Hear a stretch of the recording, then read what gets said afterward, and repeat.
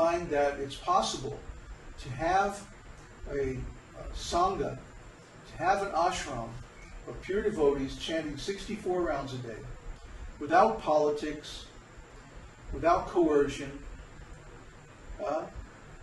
without anybody having to be unhappy or to be pushed into anything or to be put upon or any of that.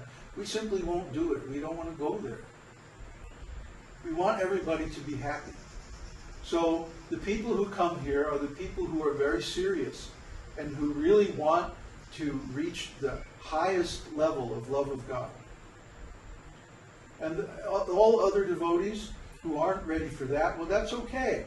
You can stay at home and chant as much as you can, and then give support to the other students who are willing to sacrifice and who are willing to dedicate themselves. Okay? Because this is the gate. You see?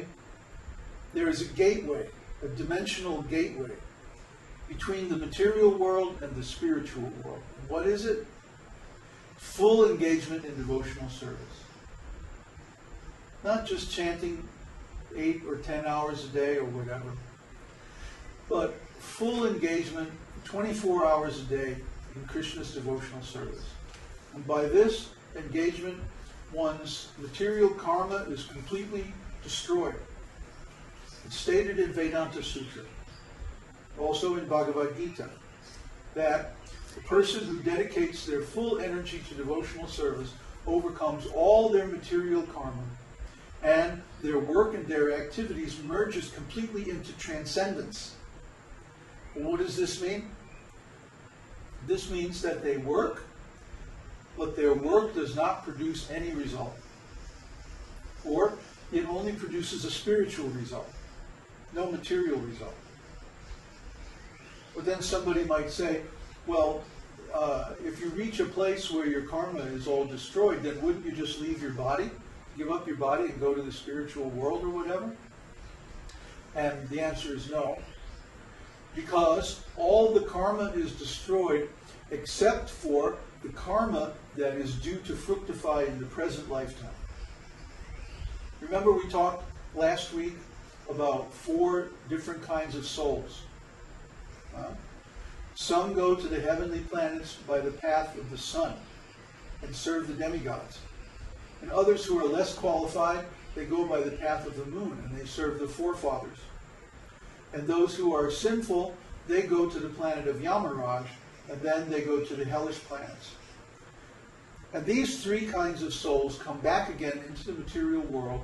They come down through the rain, go into the plants, then they're eaten by different living entities, and then they take birth in those living entities' families. But the 4th kind of soul, who has developed Krishna consciousness, transcendental love, bhakti, prema, they go to the spiritual world.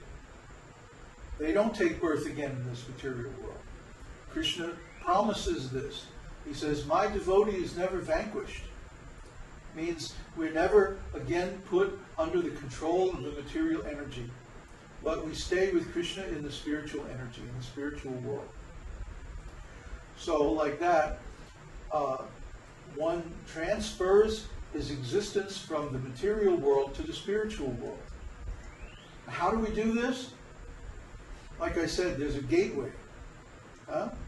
Jesus talked about this. He said, I am the life, the path, and the way. No one comes to the Father except through me. Now, if we accept that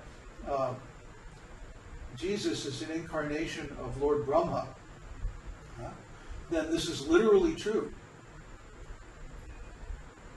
He's the life. It means the life of transcendental knowledge. Because the Guru gives the instructions by which the Chela becomes enlightened. And he says, I am the path, because he spoke the Vedas. And he propagates the Vedic knowledge throughout all the planets of the universe. So he's the path. And he's the light. He's giving guidance. He is the supreme truth. the incarnation of the Vedic knowledge. So in that way, the guru is the gate, because the guru comes in disciplic succession from Lord Brahma. Our sampradaya, the Brahma, Madhva, Gaudiya sampradaya, comes from Lord Brahma. So we have all this knowledge, and the Brahma sampradaya is known as a literary sampradaya. We write so many books about this Vedic science because our original mentor, Lord Brahma, he spoke the original Vedas within this universe. The Vedas are eternal. They're not a product of material nature. Rather, they're revealed by the Lord within the heart of Lord Brahma after he meditates for 10,000 years as demigods in the beginning of creation. Lord Vishnu is lying down in the Garbhodaka ocean, Garbhodakashaya Vishnu.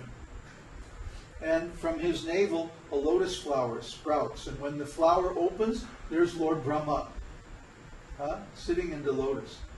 And at first, he can't see the Lord. He can't see anything because there's no light. There's only the dark shell of the universe with the Garbhodaka ocean filling half of it.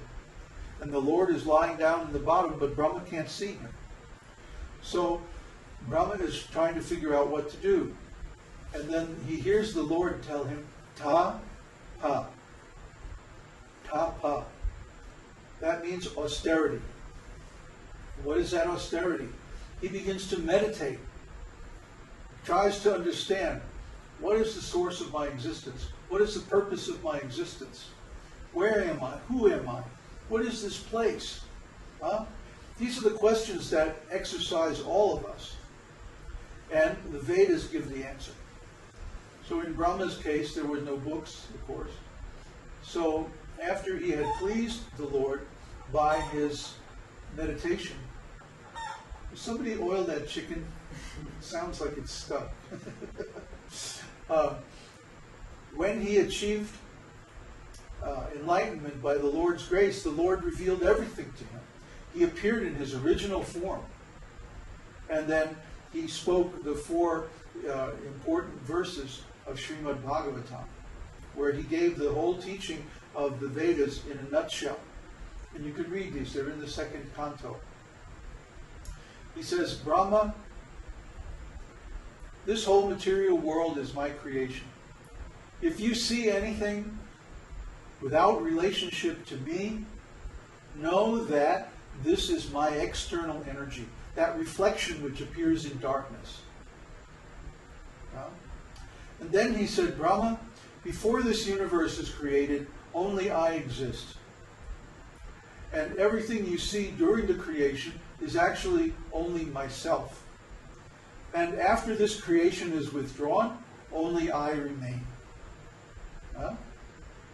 You should take up this science of devotional service, which means activities in relationship to me, and engaging this energy of the material world in my service, according to the instructions that I've revealed in your heart. And you should take it up carefully. Carefully means without making offenses. So, if we follow in the footsteps of Lord Brahma, then we also can pass through this gate. Did you ever see the cover of my book, Search for the Absolute Truth? Uddhava, if you can, put that up on the share. It shows there's a square kind of thing, which is a tantric symbol for sacrifice. It's a symbol for the sacrificial altar. And through the middle of this thing is what looks like a road. And the road has 3 gates on it. It has gateways. And then at the end of the road, there's like a galaxy, the center of the galaxy with all this light, effulgence coming out. And of course, if you look at it one way, it looks like a road. If you look at it another way, you see that it's a pyramid, and the 3 gates are at the 3 levels at the opening, in the middle, and at the top. And this is a symbol for the 3 levels of devotional service. In the beginning is called Kṛṣṇa Adhikari. Kṛṣṇa Adhikari means basically a neophyte. They have some attraction for devotional service, but they don't really understand the philosophy. They don't really know how to purify themselves from the offenses of material consciousness. Ah, there it is. Very nice. This is neophyte devotee, or Kṛṣṇa Adhikari. And they're also called external devotees. Why is that? Because they're still basically functioning according to the materialistic concept of life. So we call this the esoteric